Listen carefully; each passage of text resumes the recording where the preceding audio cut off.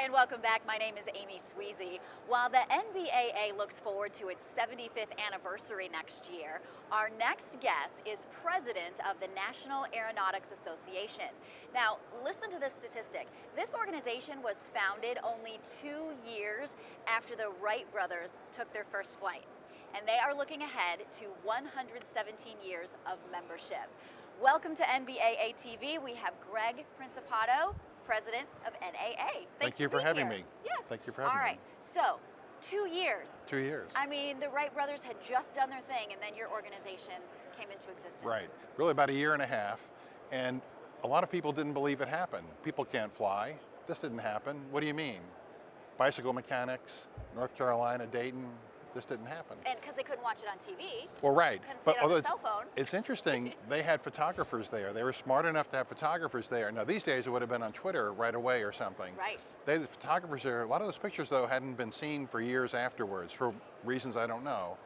But even though they documented it, people didn't believe it. And so NAA was formed. At the time, it was called the Aero Club of America. The name changed in the 20s. It was formed to tell people this really did happen. This is really important. This is really possible. This is going to be awesome.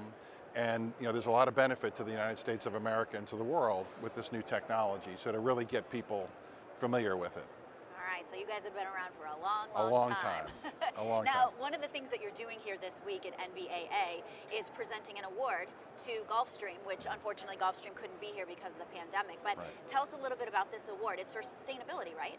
So since 1905, we've been documenting aviation success and achievement. And the reason to do that is to compel better achievement, more achievement. That's the way the industry succeeds and gets bigger and better. That's how we get from Kitty Hawk to the moon to Mars, right? Right. And so we are the official record keeper of aviation records in the US. And so what we felt, listening to all the talk, NBAA has done a great job of pushing this, by the way, sustainable aviation fuel, working with GAMA and other organizations. All the talk about that over the last couple of years here, we looked at our records program and said, why don't we give record setters an extra incentive to use sustainable fuel? And so we developed through our contest and records board, which, by the way, used to be chaired by Orville Wright. Oh, wow. So that's how long that's been around, right?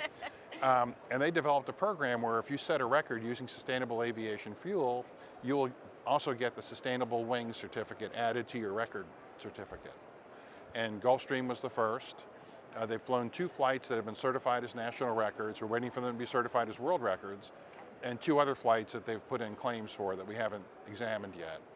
And so we hope that all of our members and all of business aviation and general aviation and commercial aviation will eventually seek to set records in this way.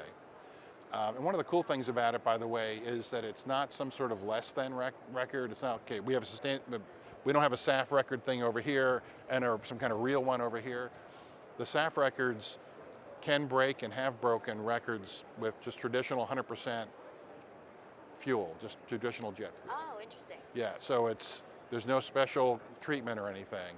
Okay. They're going right up against it. Okay, wow, that's fantastic. Well, obviously sustainability has been a huge theme at this year's conference. We've heard about it in all the education sessions and the keynote addresses. Why do you think it's so important, and where do you see the future of sustainability? Well, there's a saying in other parts of the world, permission to grow. I used to run the airport association, and so dealing with emissions and noise and all this all the time. Do you have permission to grow?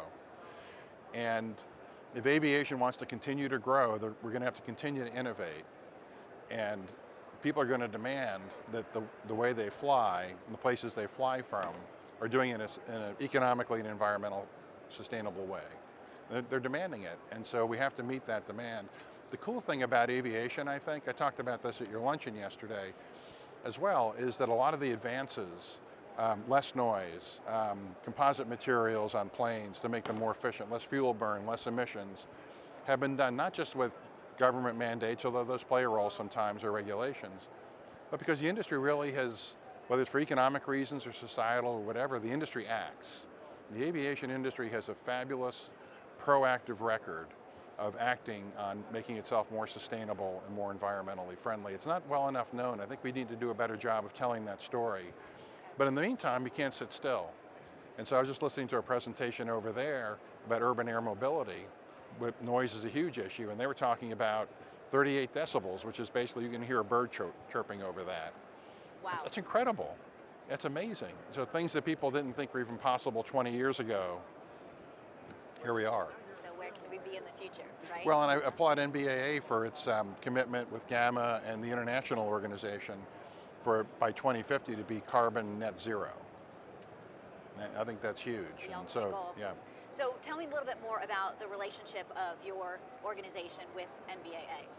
Yeah, we've had a long relationship. Many of your corporate members are members of ours and so forth. Whenever I come here, I'm meeting aviation innovators and record setters and award winners. I was just over at Garmin yesterday having a picture taken with them because they're winning our Collier Award this year. Okay. So a lot of the same people who make NBAA as great as it is are the people we recognize for the great things that they do. And so it's a wonderful relationship. Ed Boland's on our board. He's been a friend of mine for a long time. But his involvement in NAA long predates mine. So we've had a long, close relationship, and I look forward to that continuing well into the future. I know you could say this because you have this memorized, but I'm going to read it because I don't have it memorized. But your mission statement at NAA, Right. huh, too many A's. You're dedicated to the advancement of the art, sport, and science of aviation. So all three of those things. Yes. What at this conference, at this base, have you seen in those areas that excites you? Well, I think what I just saw before about the urban air mobility and what's going on there and the noise levels and all that. What I heard about yesterday over and over again about at the Sustainability Summit that's going on here, I think it's incredible. And I think too many people on the outside, because we talk to each other too much. And I said this at the lunch yesterday, it's always been my criticism of the aviation industry. I have a political background, not an aviation background. I came to it mid-career. And so I think you have to talk to people outside of aviation, right? And there are so many exciting things going on. I think the average person out there probably thinks, oh, there's a bunch of folks in here and they probably have a certain picture in their mind and they probably don't care about this, that, and the other. Meanwhile, if you come in here and see what's going on, and the noise reduction, the emissions reductions, and the efficiency, and the commitment to the future, the carbon zero future, it's just incredible. It's very exciting. And my only complaint about it is that more people don't know about it. Well, that's our goal, right? Yeah, that's right. And you mentioned diversity. It's like I think most people always think of it as, race or gender, but really it's just getting outside of your bubble. Yes. Diversity is getting outside of the aviation circle too. Well, I think both aspects are important. And if I could say just a bit about the first, obviously getting outside the bubble. I ran a presidential commission back when I first met Ed in 1993. And one of the things we said, because the guy who ran it was a former governor, he was not an aviation person.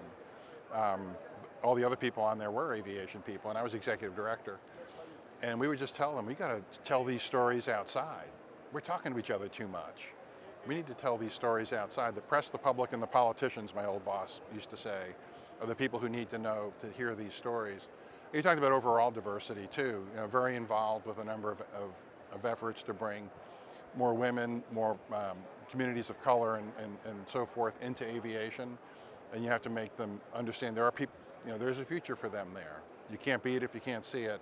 And then once you're there, we want to retain you. We want to develop your talent, and all of that. And there's an awful lot of work that that needs to be done. We need to cast the net into the entire talent pool. Yes.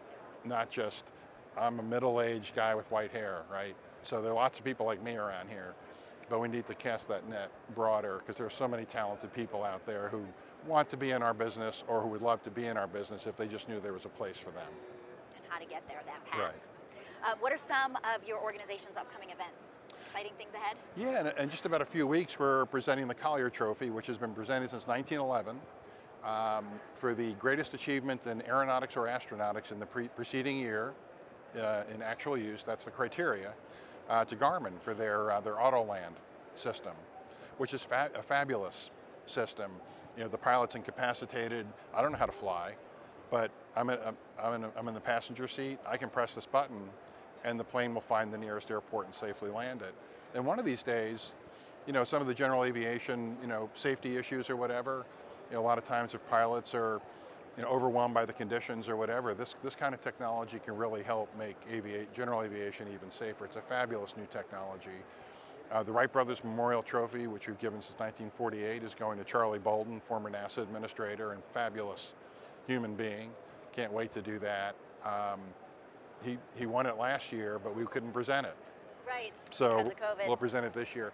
In our fall awards, a lot of people, too numerous to mention, I've seen here, including Steve Brown, the Chief Operating Officer at NBAA, and Cassandra Bosco, a former employee, and some others who this audience would know well are receiving major awards. So I'm looking forward to that early December.